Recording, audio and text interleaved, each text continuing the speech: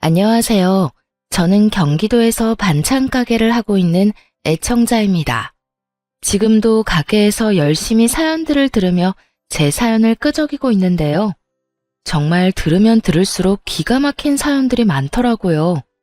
세상은 넓고 여러 종류의 사람이 있다지만 어쩜 그렇게도 다양하고 파렴치한 사람들이 많은 건지 들을 때마다 놀라곤 합니다. 물론 저에게도 그런 파렴치한 인연이 있긴 했었어요.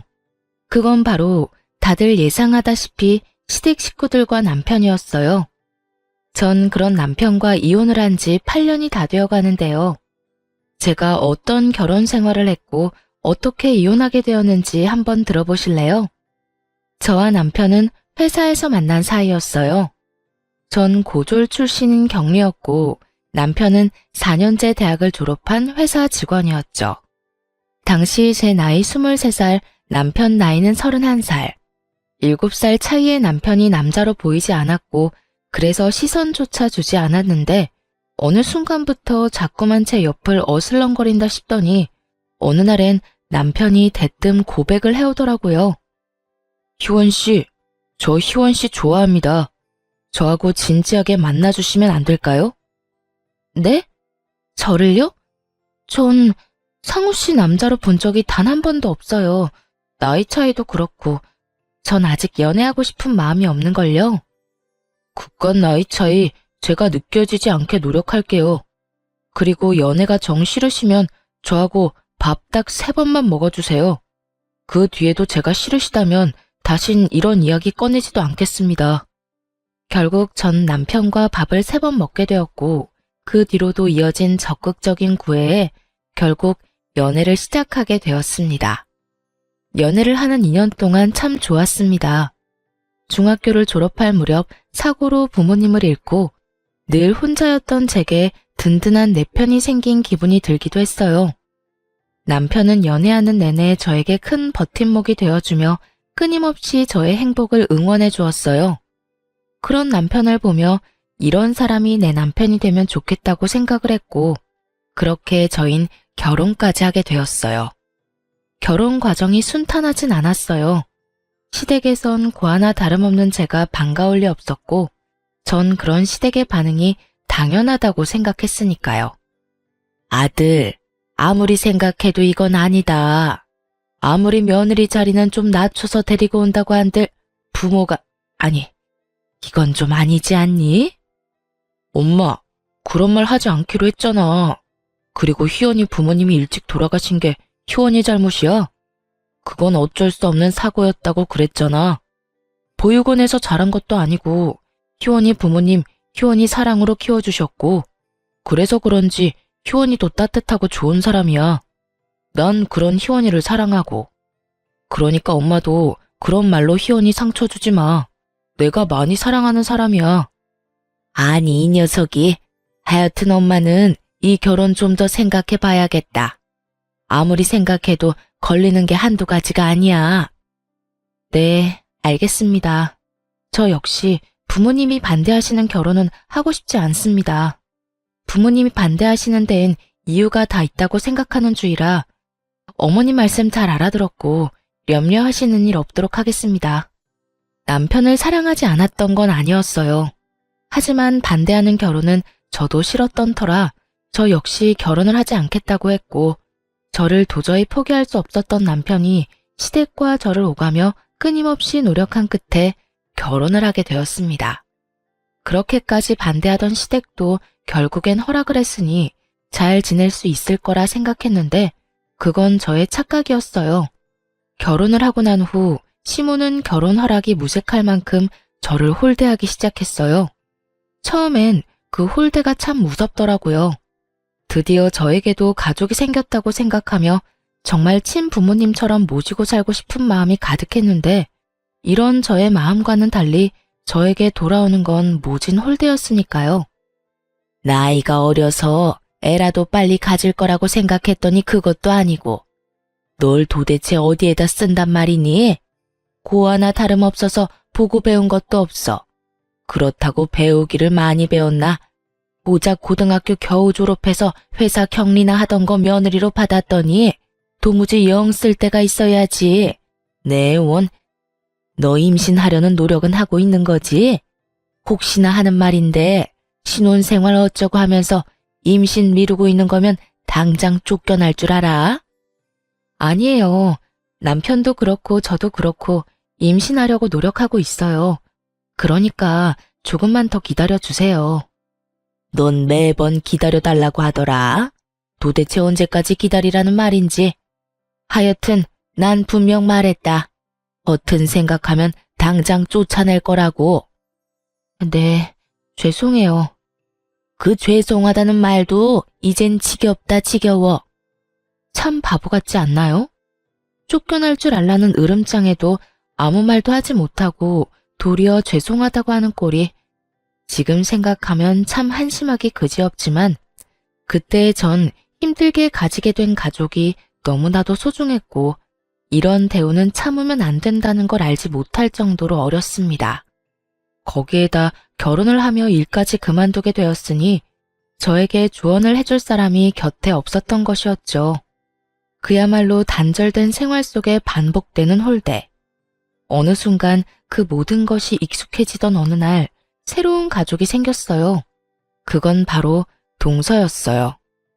동서는 저와는 달리 엘리트 코스를 거친 사람이었는데 직장도 좋은 곳이라 시집 오기 전부터 시모의 사랑을 한 몸에 받았죠. 결혼 전부터 예견되어 있던 차별은 동서가 시집을 오고 난 후 더욱 심해졌고 특히 명절날이 되면 저는 서러움에 밤새 울기 일쑤였죠. 저는 명절 전날부터 시댁으로 가 음식부터 시작해서 집안 대청소까지 하느라 몸이 부서질 지경인데 동서는 시집 오고 첫 명절부터 차례 지내기 직전에 와, 밥만 먹고 바로 친정으로 가버리더군요. 돌아가기 전엔 꼭 제가 보란 듯이 시모에게 아양을 떨며 용돈 봉투까지 쥐어주면서요. 어머님, 이거 용돈이요. 아끼지 말고 필요하신 데 있으면 쓰세요. 모자라면 또 드릴 테니까요. 어머, 우리 며느리 마음 배포 큰 것 좀 봐라. 네가 맏며느리 자리로 들어왔어야 했는데 어쩌다 저런 물건이 맏며느리로 들어와서는 내가 저 물건 볼 때마다 한숨만 나온다. 에휴. 에이, 너무 그러지 마세요, 어머님. 그래도 형님이 살림은 잘 하시잖아요. 차례 준비도 그렇고 제사 준비도 그렇고 혼자서 척척 얼마나 잘 해내는데요. 그것도 못하면 그게 여자애야. 그거라도 했으니 아직 안 쫓겨나고 내 아들이랑 살 수 있는 게야. 하긴 그래도 저는 그런 형님 덕 보고 있어요. 형님 덕에 저도 명절, 제사 이런 걱정 없이 회사 생활 마음 편히 하고 있고 회사 생활 잘하니 어머님 용돈도 이렇게 많이 드릴 수 있고요. 그러니까 형님 너무 미워하지 마세요. 사람은 저마다 자기 위치, 자기 할 일이 다 있는 거 아니겠어요? 하긴 또 그렇긴 하지. 우리 바쁜 며느리 집안일이나 시킬 수도 없는 노릇이니 말이다. 우리 둘째는 어쩌면 이렇게 머리도 똑똑한지. 하나부터 열까지 마음에 안 드는 구석이 없다니까. 누구와는 전혀 다르게 말이야. 어찌됐든 얼른 가보거라. 진정해서 기다리겠어. 어차피 갈 거면서 동서는 얄밉게도 제 눈치를 살피더군요. 형님, 제가 먼저 가도 될까요? 하는 눈빛이 아닌 잘 보고 있지? 너랑 나랑은 달라. 받는 대접부터가 이렇게 다르잖니? 이런 의미가 가득 담긴 눈빛으로요. 찰나의 순간 의기양양한 눈빛으로 저를 살피던 동서는 시모에게 마음에도 없는 소리를 하기 시작하더군요. 그냥 가도 될까요? 그래도 설거지라도 하려고 했는데. 설거지는 무슨? 어디 귀한 손에 물을 묻히려고? 그런 건 다 따로 할 사람이 있으니까 그냥 가거라. 쟤는 친정도 없어서 다 정리하고 손님 맞을 거 다 맡고 집에 가도 되니까. 첫째 넌 뭘 보고 서 있니? 얼른 정리하고 다음 손님 맞을 준비해야 할 거 아니니? 둘째, 너도 얼른 가보거라. 남은 명절 잘 보내렴. 네, 어머님. 그러면 저 가볼게요.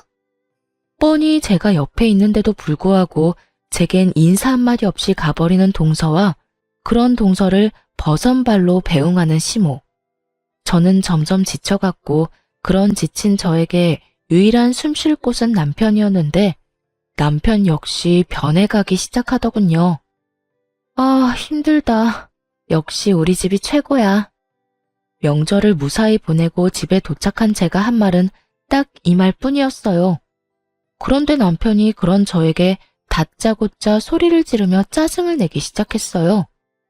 당신만 힘들어? 나도 힘들어. 왜 당신은 매번 일을 똑바로 못해서 엄마한테 싫은 소리를 듣는 거야? 당신이 그렇게 혼날 때마다 나도 스트레스 받는다고. 알아? 제가 혼이 나든 말든 앉아서 음식 간이나 지적하던 남편놈이 이런 말을 하니 참 진정성이 느껴진다 싶더라고요. 시댁을 나서는 그 순간까지도 하하호호 웃던 놈이 누구인지 남편은 단 하나도 기억나지 않는 듯 하더군요. 기막혀 정말? 당신 지금 그걸 말이라고 하는 거야? 내가 뭘 잘못해서 어머님이 날 혼낸다고 생각해? 어머님은 그냥 내가 숨 쉬는 것 자체가 싫은 분인 건 몰라? 뻔히 다 아는 사람이 왜 짜증이야, 짜증이. 그리고 당신이 힘들면 얼마나 힘들고 스트레스 받으면 얼마나 받는다고. 아깐 입이 귀에 걸려서 하하호호 웃었냐? 정신이 나갔지? 난 당신 집에 가면 미소는커녕 감정이 사라져. 사람을 그렇게 멸시하고 상처 주는데 내가 감정이 남아있겠어? 스트레스? 정작 힘들고 스트레스 받는 사람이 누군데? 불만이 많은가 보다. 그렇게 불만 많으면 진작 엄마한테 그렇게 말하지 그랬어. 우리 집에선 입 꼭 다물고 일만 하더니 내가 미쳤었지. 너 같은 여자가 뭐가 좋다고 애걸복걸하면서 결혼까지 했나 몰라. 재수씨 좀 봐라. 능력 좋지. 능력 좋으니까 돈 잘 벌지. 자존감 높으니까 똑소리 나지. 무엇보다 엄마가 얼마나 예뻐하냐? 내가 내 발등 찍은 거지 뭐. 누가 할 소린데? 나도 마찬가지야. 당신이 이런 남자인 줄 알았으면 난 결혼은커녕 당신 만나지도 않았다고. 그래? 잘 됐네. 같은 마음이라. 어이가 없더라고요. 싫다는 사람 설득하고 애원해서 결혼한 사람이 누군데 저딴 말이나 해대는 것인지 섭섭한 마음이 들기도 했고요. 그간 남편 하나만을 보며 참았던 전 남편의 모진 냉대 앞에 믿었던 만큼 실망감도 컸고 또 그만큼 오만 정이 떨어져 버렸습니다. 그간 너무 참고 살았던 탓일까요? 아니면 남편을 너무 믿었던 탓일까요? 한번 남편에게 정이 떨어지고 나니 결혼 이후 처음으로 이런 가족은 필요 없다는 생각이 딱 들더라고요. 비로소 정신을 차렸다고나 할까요? 그날 이후 점점 변해가는 남편을 보며 저 역시 이혼을 고민하게 되었고 하루하루 지날수록 이혼에 대해 확신하게 되던 어느 날이었어요. 그저 스트레스로 생리가 미뤄진다 싶더니 임신을 했던 것이었죠. 그렇게 바랄 땐 임신도 되지 않더니 이혼을 하려고 결심이 선 이럴 때 임신이라니. 하지만 그런 생각도 잠시 병원에서 아기의 심장 소리를 듣던 그날 저는 이렇게 생각했어요. 드디어 저에게도 진정한 내 가족이 생겼다고. 내가 이 아이를 지켜야겠다고요. 병원을 나서며 전 아이를 위해 가정을 지키기로 했고 남편 역시 제 임신 소식에 정신을 차린 것인지 다시 노력하는 모습을 보여주기 시작했습니다. 여보, 임신한 게 싫은 건 아니지? 표정이 너무 안 좋은데? 뭐? 그런 말이 어딨어. 그냥 몸이 좀 힘들어서 지쳐서 그래. 지금도 이렇게 힘든데 만삭 때는 더 많이 힘들겠지? 아무래도 그렇겠지. 여보, 그땐 내가 미안했어. 나는 당신하고 엄마하고 좀 잘 지냈으면 좋겠는데 그게 내 맘처럼 안 되니까 좀 힘들었어. 그런데 시집 온 지 얼마 안 된 재수 씨는 엄마랑 사이좋게 잘 지내니까 그게 부러우면서도 짜증이 나서 괜히 당신한테 화풀이 했어. 당신은 잘못한 것도 없는데 당신 탓으로 돌리기도 했고. 미안해. 앞으론 그런 못난 생각하지 않고 당신하고 우리 아기 지켜줄게. 그 말 정말이지? 이번엔 정말 나 지켜줄 거지? 정말이야. 내가 앞으로 변하도록 노력할게. 그래, 그렇게 말해줘서 고마워. 당신이 노력하는 만큼 나도 노력할 테니까 우리 잘 살자. 우리 아기 잘 키워보자. 알겠지? 여보. 남편은 이렇듯 저의 마음을 달래주며 변한 모습을 보여주기 시작했고, 그런 모습을 보며 전 다시 한번 잘 살아보기로 결심했고요. 저의 임신 소식은 시댁에도 전해지게 되었고, 시댁에서도 기뻐해 주시더라고요. 아가, 고생했다 고생했어. 그동안 아기가 안 생겨서 얼마나 걱정했는데 이렇게 떡하니 임신을 다 하고 앞으로 몸 조심해야 한다. 알겠지? 네, 어머님. 감사해요. 시모의 다정한 목소리를 처음 들었다면 여러분은 믿으실까요? 저는 이날을 아직도 잊지 못합니다. 다정하게 아가라고 하며 몸 조심하라고 하던 당부까지도요. 그렇게나 행복했는데 그 행복도 길진 않더라고요. 커리어 때문에 임신은 될 수 있으면 미룬다는 동서가 제 임신 소식을 듣고 덜컥 임신을 해버렸으니까요. 임신이 그렇게나 쉬운 일이라는 걸 저는 그때 처음 알았네요. 하여튼 동서가 임신을 하며 자연스럽게 임산부로서의 대우는 고스란히 동서에게로 가게 되었고, 동서는 아들, 저는 딸을 낳게 되며 차별은 더욱 심해져만 갔습니다. 저를 무시하는 건 어떻게 해서든 참을 수가 있었지만 제 딸마저 차별당하는 모습을 보며 저는 마치 시한폭탄을 품에 품고 사는 사람처럼 아슬아슬한 날들을 보내고 있었죠. 그러던 어느 날 일이 터지고야 말았습니다. 그 당시 시모의 건강이 조금 좋지 않아 저는 자주 시댁에 들리며 먹거리를 해주곤 했었는데, 그날도 마찬가지로 5살 된 딸과 함께 시댁에 간 날이었어요. 한여름 그 더운 날씨에 땀을 뻘뻘 흘리며 음식을 다 해놓고 나니 동서가 아들을 데리고 시댁으로 들어오더라고요. 조카는 자연스럽게 시모의 곁에서 놀기 시작했고, 동서 역시 자연스럽게 주방으로 들어오더니 늘 그렇듯 저에게 시비를 걸며 음식을 챙기기 시작하더군요. 어머, 반찬 많이 했네. 나 좀 가지고 가도 되죠? 마음대로 해. 어차피 반찬 가지러 왔으면서 묻기는 왜 물어? 예의상 묻는 거죠. 친정에서 예의를 가장 중시하며 저를 키워주셨거든요. 아, 친정 이야기하면 형님이 좀 서글퍼지려나? 그냥 예의를 중시하며 컸다. 이 정도로 마무리하죠. 하여튼 형님, 다른 건 몰라도 음식 솜씨는 정말 인정이에요. 요즘엔 다른 반찬엔 손도 안 간다니까요? 그래서 하는 말인데 집에서 놀지 말고 반찬 가게라도 해보는 건 어때요? 가게 차릴 돈 없으면 내가 빌려줄 수도 있고요. 아, 이자는 은행 이자만 받을게요, 특별히. 다른 날에도 시비를 걸어오곤 했지만 이날은 무슨 작정이라도 한 사람처럼 돌아가신 부모님까지 들먹이며 싸움을 걸어오는데 정말 도저히 참을 수가 없는 지경이었어요. 그렇게 동서의 시비에 한마디 하려는 순간 거실에서 조카의 울음소리가 들리기 시작했어요. 저와 동서는 동시에 거실로 뛰쳐나갔고 울고 있는 조카를 뒤로 한 채 시모는 제 딸아이의 팔을 잡고 얼굴에 손가락질을 하며 고함을 치고 있었어요. 이 개집애가 어디서 귀한 우리 손주를 밀어? 너 같은 건 맞아야 정신 차리지. 똑바로 서. 시모는 인정사정 볼 것 없이 손을 올렸고 그 순간 눈이 돌아버린 저는 시모를 밀쳐버리고 울고 있는 딸을 안아 올렸어요. 어머님, 말로 하면 되지 왜 손을 올려요? 맞을만 하니까 때렸다. 이 개집애가 글쎄 우리 귀한 손자를 밀쳐서 넘어졌잖니. 딸, 정말 네가 그랬어? 정말 네가 밀었어? 아니야, 난 안 밀었어. 난 그냥 뒤에 서 있었는데 혼자 넘어졌어. 혼자 장난감 밟고 넘어졌어. 딸아이는 울면서 저에게 사실을 전했고 그 사실을 뒷받침해주듯 바닥에 망가진 장난감이 떨어져 있더군요. 어머님, 사실 여부는 확인하고 애를 잡든가 했었어야죠. 아니라고 하잖아요. 아니, 형님. 해도 해도 너무하네. 아무리 자기 딸이라고 해도 그 말을 다 믿는 거예요? 누가 봐도 거짓말하는 거잖아요. 동서 눈엔 저기 다 망가진 장난감 안 보여? 동서 아들 발밑에 떡하니 있네. 아들이 울고불고 난리치니까 눈이 멀었니?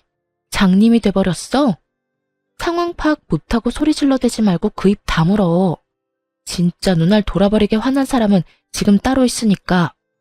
처음이었습니다. 시모에게 그렇게 큰 소리를 친 것도, 동서에게 그렇게 거친 말로 화를 낸 것도요. 이런 저의 반응에 놀란 두 사람은 제 말에 반박하고 싶어 머리를 굴리는 듯 했지만, 이렇다 할 말이 생각나지 않는지 저의 아픈 곳인 부모님을 들먹이며 제 속을 긁기 시작했어요. 어머, 형님, 무슨 말을 그렇게 거칠게 하세요? 몰상식하게 눈알이 뭐예요, 눈알이? 그러게나 말이다. 이래서 내가 고아 며느리는 싫다고 했던 게야. 부모님 다 돌아가시고 뭘 보고 배웠겠어? 지금도 봐라. 어른 앞에서 소리나 버럭버럭 질러대고 손아래 동서한테 그딴 저급한 말이나 짓거려 대고. 그러는 어머님은 얼마나 가정교육을 잘 받았길래 저한테 그렇게 하는 건데요? 말끝마다 고아 타령은 기본에 만날 때마다 사람 차별하는 그거. 그게 정말 몰상식하고 저급한 행동이란 거 모르세요? 그리고 동서도 그래. 내가 그래도 손윗사람인데 몰상식? 말이 거칠어? 내가 오죽했으면 동서한테 그런 말까지 했을까? 제발 본인 행동이나 잘하고 남 행동 지적해. 알겠어?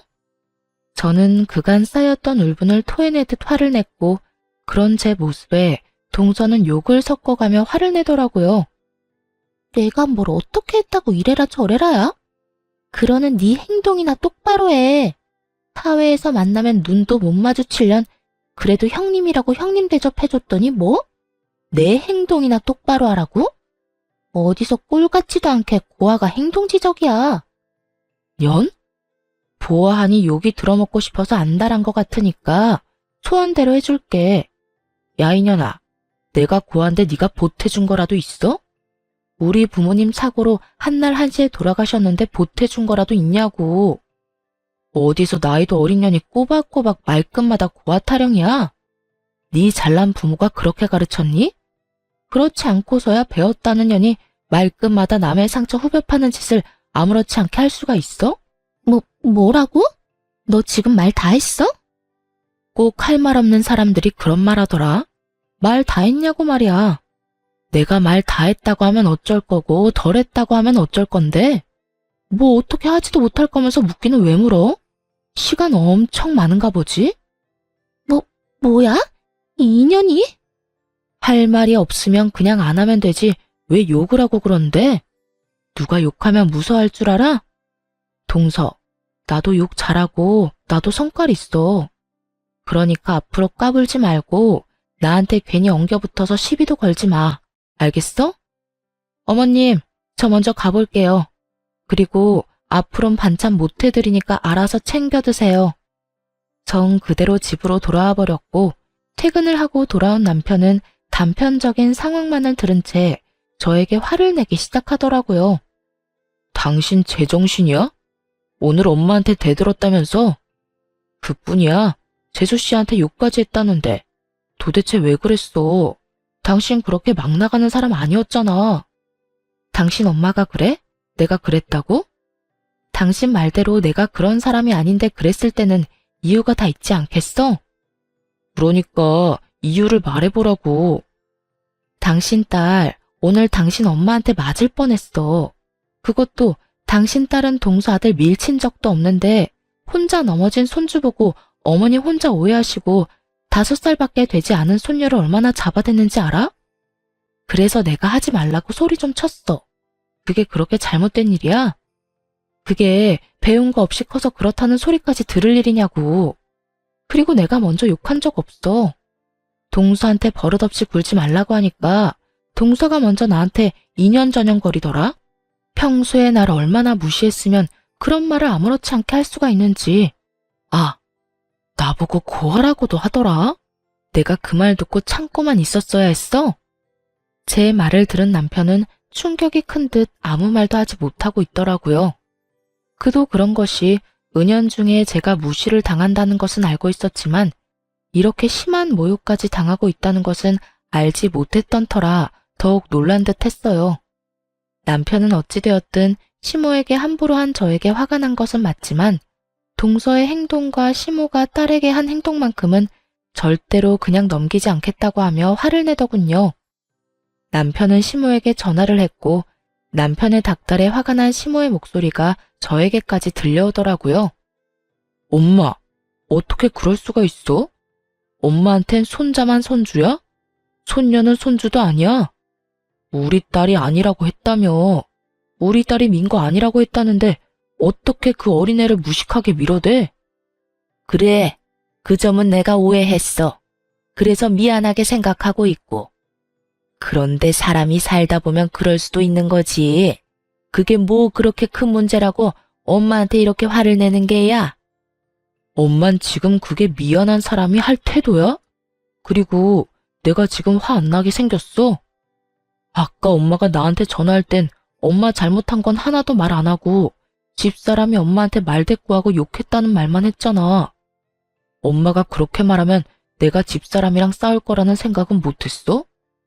엄마는 내가 이 사람이랑 헤어지길 바라는 거야? 그렇지 않고서야 어떻게 말을 그렇게 전달해? 엄마한테는 내 집사람도 내 딸도 가족도 아니야? 아니, 가족이라고 생각한 적은 있긴 해. 넌 무슨 말을 그렇게 하니?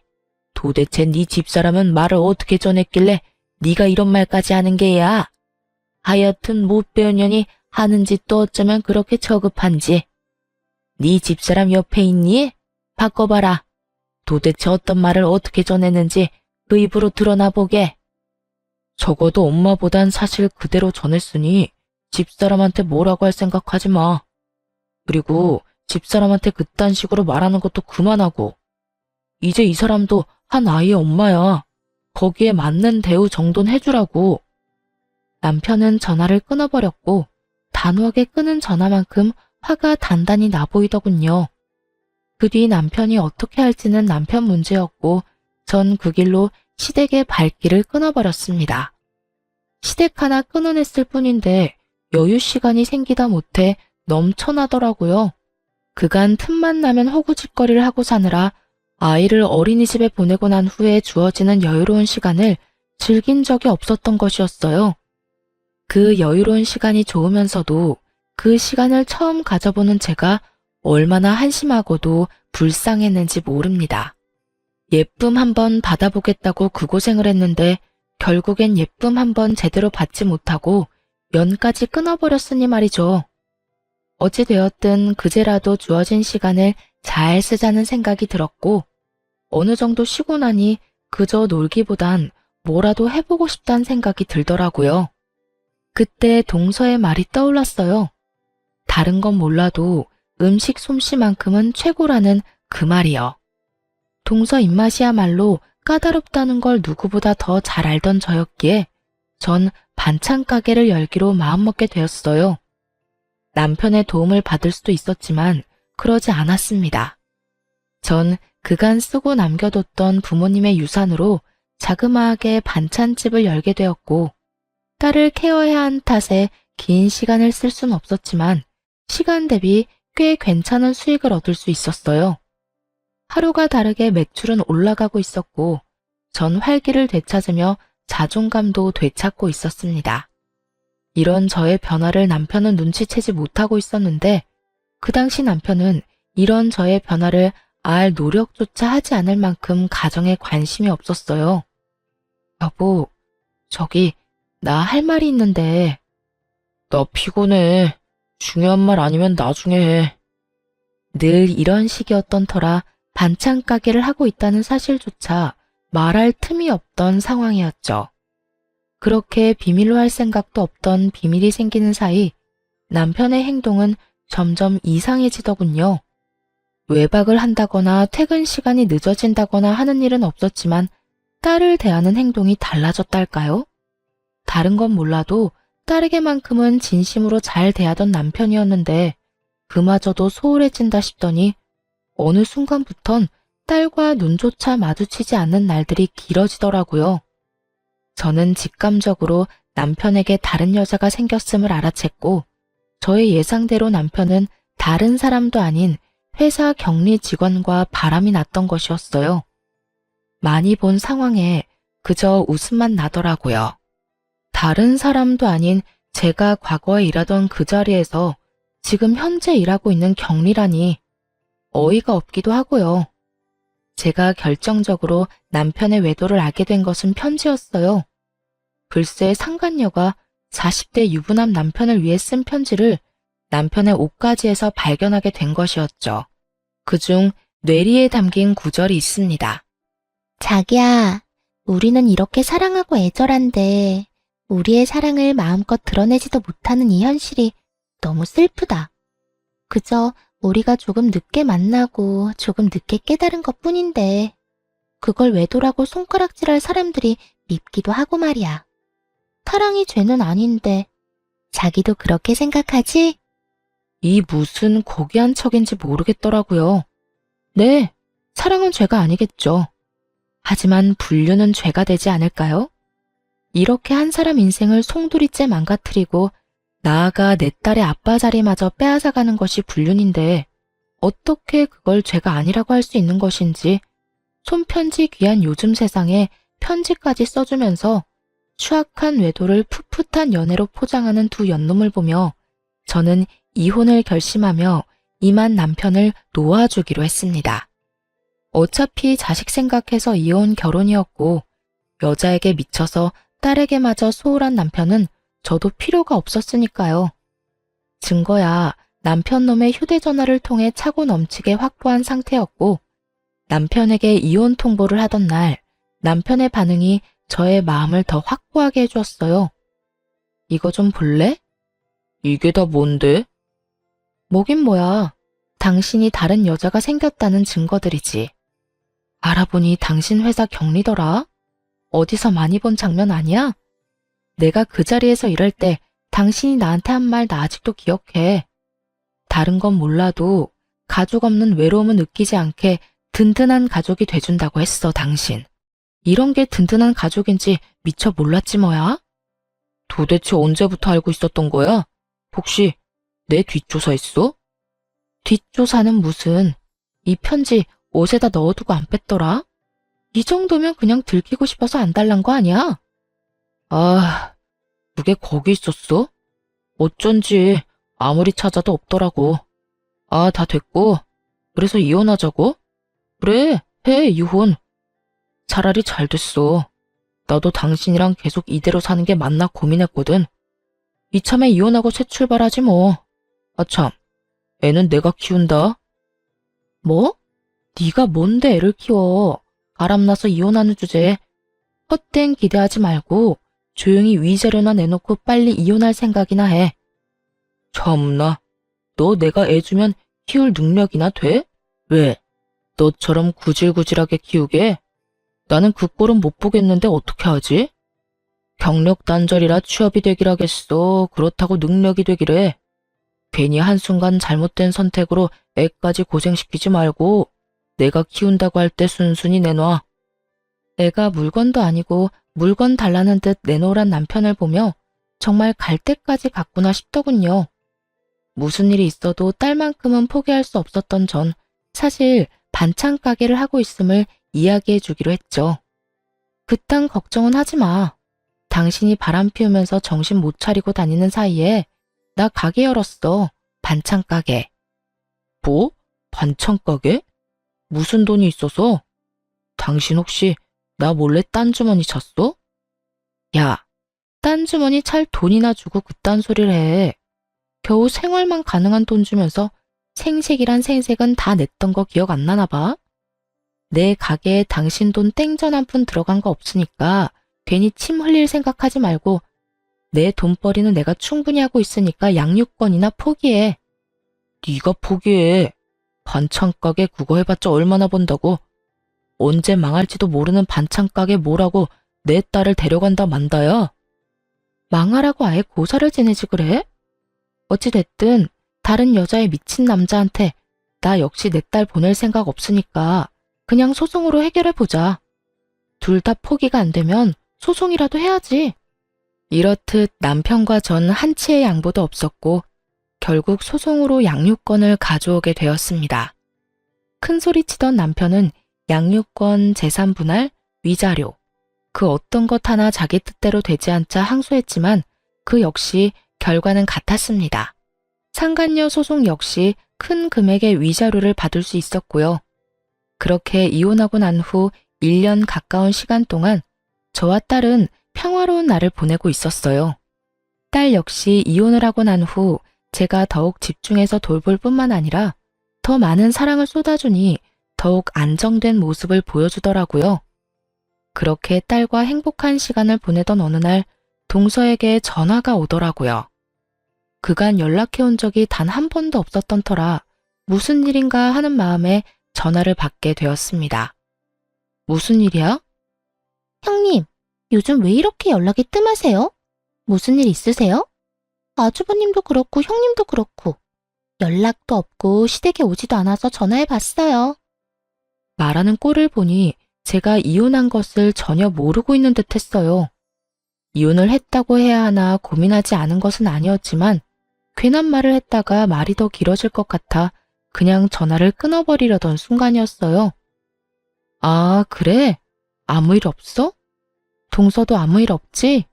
그러면 나 바빠서 이만 끊을게. 앞으로 무슨 일 있으면 동서 아주버님한테 전화해. 나한테 하지 말고. 그러면 끊어? 잠깐만요. 형님, 제 말 좀 들어보세요. 뭔데? 할 말 있으면 빨리 해. 상황을 보아하니 형님 아직 모르는 것 같은데 어머님 지난주에 쓰러지셨어요. 아주버님껜 연락드렸는데 찾아오기는커녕 연락도 없어서 형님한테 전화한 거고요. 이럴 때 병원이라도 와서 병시중이라도 들어야 어머님께 점수라도 따지 않겠어요? 다 형님 생각해서 연락한 거니까 저한테 고마워하라고요. 이게 보자 하니까 정말 사람을 호구로 하나. 본인이 병시중 들기 싫어 저에게 떠넘기려고 하는 수작이 뻔히 보이는데 저딴 식으로 말을 하니 웃음이 다 터져 나오더라고요. 동서는 나를 정말 호구로 생각했구나.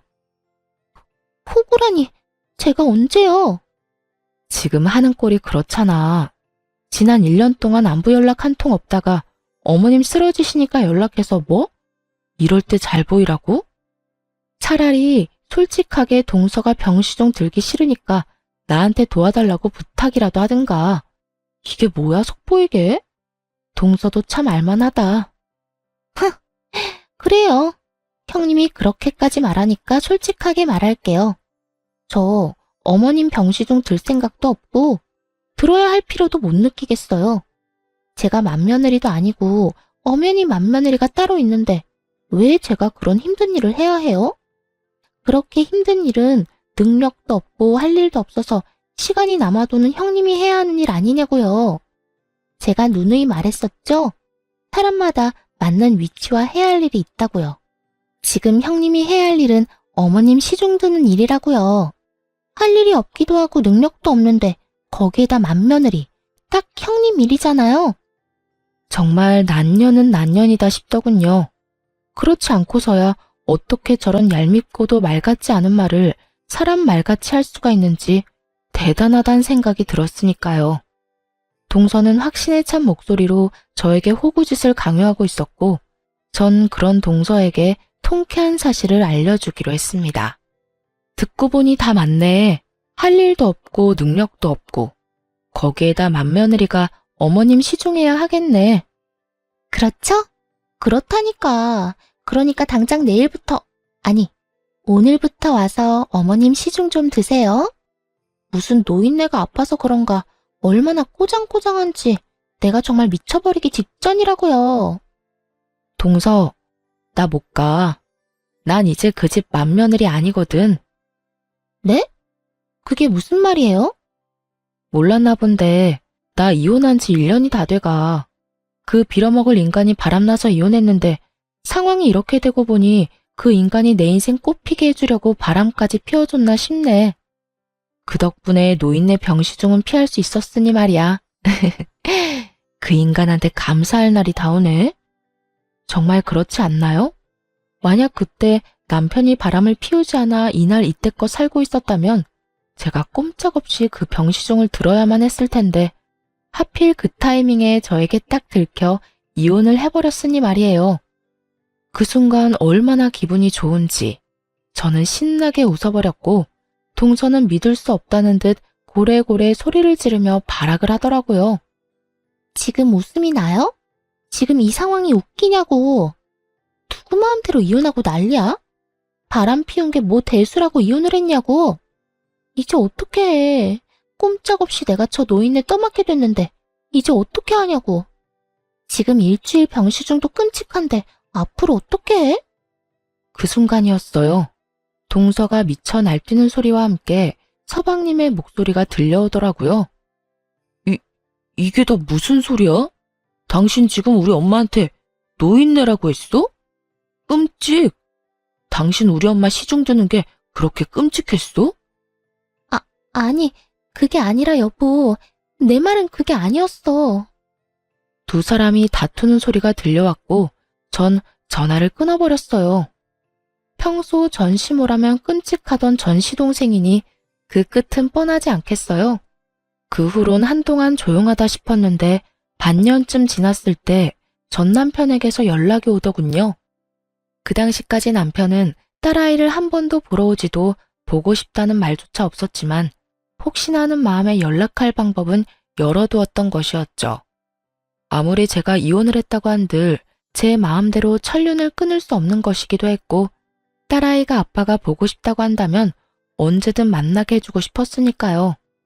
전 남편의 연락에 저는 오로지 딸을 생각해 전화를 받게 되었고 전 남편은 이러한 제 생각과 기대를 저버리기에 충분한 인간이었습니다. 여보, 잘 지냈어? 우리 딸은 잘 지내지. 못 지낼 이유가 없으니 잘 지내지. 이때껏 연락 한 통 없더니 왜 전화했어? 그게 우리 엄마 편찮으시다는 이야기 들었지? 재수 씨가 당신하고 통화했다고 하던데. 그게 왜? 그냥 솔직하게 이야기할게. 사실 나 그 여자랑 헤어졌어.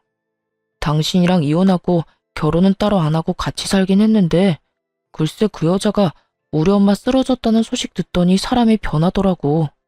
계속 짜증만 내고 밖으로 돈다 싶더니 내가 엄마 모시고 싶다는 말 꺼내자마자 집을 나가버리더라. 내가 어이가 없어서. 자긴 누구랑 달라서 가정교육 잘 받았다고 그렇게 자랑처럼 말하더니 그게 가정교육 잘 받은 사람의 태도야. 하여튼 그 여자 회사까지 그만두고 도망갔어. 그런 이야기를 왜 나한테 하는 거야? 설마 나한테 뭐 동정심 같은 걸 바라는 거야? 설마 양심도 없이? 동정심을 바란다고 해도 양심도 없다고 생각했을 텐데 전 남편은 생각보다 더 파렴치한 인간이더라고요. 동정심은 무슨. 우리 다시 결합하자고. 나 다시 당신한테 돌아갈 수 있어. 당신 나 아직 사랑하는 거 다 알고 있어. 그러니까 아직 전화번호도 안 바꾸고 내 전화 기다렸다는 듯이 받은 거 아니야? 착각도 유분수지. 아이 생각해서 연락할 수단을 막지 않고 아이 생각해서 전화 한 통 받은 것이 어떻게 사랑으로 변질될 수 있는 것인지 전 남편의 뇌 구조가 궁금해질 지경이었어요. 여기까지만 해도 기가 막히고 코가 막히는 지경인데 그 다음에 흘러나오는 남편의 말은 더욱더 가관이었습니다. 이 와중에 조건도 있어? 당신이 우리 엄마 좀 모셔줘. 동생네도 이혼할 것 같더라. 재수씨가 뭐 엄마 욕을 하다가 들켰다나 뭐라나. 잘 풀려서 이혼까진 안 한다고 하더라도 당신도 알다시피 재수씨는 능력이 좋긴 하지만 싹수가 없잖아. 아픈 우리 엄마 탈들이 모실 사람은 안 된다 이거지. 그러니까 당신이 좀 모셔줬으면 좋겠어. 엄마가 특별히 우리 엄마 집에 들어와서 살아도 좋다고 했으니까 엄마 집에서 새 출발해보자. 얼마나 의기양양하게 큰 인심 쓴다는 듯 이야기하는지 모르는 사람이 본다면 제가 제발 같이 살아달라고 죽어라 매달리고 있는 상황이라 착각할 만큼 당당하더군요. 화도 나지 않았어요. 도리어 어이가 없어 웃음이 다 나더군요. 저는 한바탕 크게 웃어주곤 남편에게 이렇게 말해주었습니다. 야, 정신 차려. 머릿속에 얼마나 꽃받치면 그딴 말도 안 되는 생각을 하고 있는 거야? 요즘 드라마 작가라도 하니? 어디서 이상한 막장 결말을 쓰고 있어? 뭐? 너 지금 말 다 했어? 내가 돌아가 준다고 하면 고맙다고 절은 못할 망정 뭐? 정신 차리라고? 나라고 네가 좋아서 돌아간다는 줄 알아? 다 네가 불쌍해서 그런 거야. 부모도 없고 애 혼자 키우는 이혼녀. 누가 봐도 불쌍한 너한테 내가 큰 인심 쓰는 거라고. 야, 이 미친놈아. 그딴 인심 필요도 없거든? 마지막으로 한 번만 말할 테니 잘 들어. 네가 돌아오고자 하는 네 가정은 이제 없어. 진작 우린 끝났고 끝난 관계에 다시 시작은 없다는 말이야. 그러니까 네 엄마는 네가 알아서 모셔. 정 안 되면 요양원에 모시던가. 그 김에 너도 입원 좀 하고. 착각도 그 정도면 중증으로 보이니까. 아참, 그리고 내가 네 연락을 받은 건 내 딸 때문이었어. 나한텐 네가 갈기갈기 찢어 죽여도 모자란 놈이지만 내 딸한텐 아빠니까. 그런데 너 하는 꼴 보니까 이젠 다 필요 없겠다. 나 전화번호 바꿀 거야. 그리고 내 딸도 너 같은 아빠는 보고 싶지도 않다고 하니 앞으로 다신 연락 닿는 일 없도록 하자. 혹여나 길거리에서 마주치더라도 아는 척도 말고. 그게 네가 할 수 있는 아빠로서의 마지막 일이라고 생각하고 우리 좀 잊고 살아. 전 전화를 끊어버렸고 바로 번호를 바꿔버렸습니다. 혹시 모르는 상황에 대비해서 전 남편의 번호 역시 차단해버렸고요. 그렇게 인연은 끊어졌고 7년이란 세월이 지났네요. 하루하루는 참 길었는데 돌이켜보니 시간 참 정신없이 빠르게 흘렀다 싶어요. 딸은 어느새 중학생이 되었고 사춘기가 오는가 싶더니 요즘엔 또 사랑스러운 딸의 모습으로 돌아왔어요. 친구들과 시간을 보낼 때도 있지만 꽤 많은 시간을 가게로와 저와 함께 시간을 보내주기도 하는 마음 깊고 착한 딸입니다. 전 늘 딸에게 아빠가 보고 싶다면 엄마는 신경 쓰지 않고 만나라고 하지만 딸은 그저 웃을 뿐 따로 아빠를 만나고 있는 것 같진 않아요. 그 어린 나이에 상처를 받은 것인가 하는 생각이 들기도 하지만 딸의 말론 아빠의 기억이 흐릿할 뿐더러 좋았던 기억도 별로 없어 굳이 만나고 싶지 않다고 슬그머니 자신의 마음을 전해오더군요. 전 그런 딸이 때론 안쓰러울 때도 있지만 그럴수록 딸과 더 많은 시간을 보내려고 노력하며 지내고 있어요. 반찬 가게는 제법 자리를 잡았고 더 큰 평수로 옮긴 지 2년이 되었네요. 전 이제 곧 식당 오픈을 앞두고 있습니다. 새로운 일을 시작하기 전에 과거를 여기의 사연 열차에 털어버리고 가벼운 마음으로 열심히 살아가 보려고요. 다들 응원해 주실 거죠? 지금까지 제 긴 사연 들어주신 여러분들 감사합니다. 좋은 하루 되세요.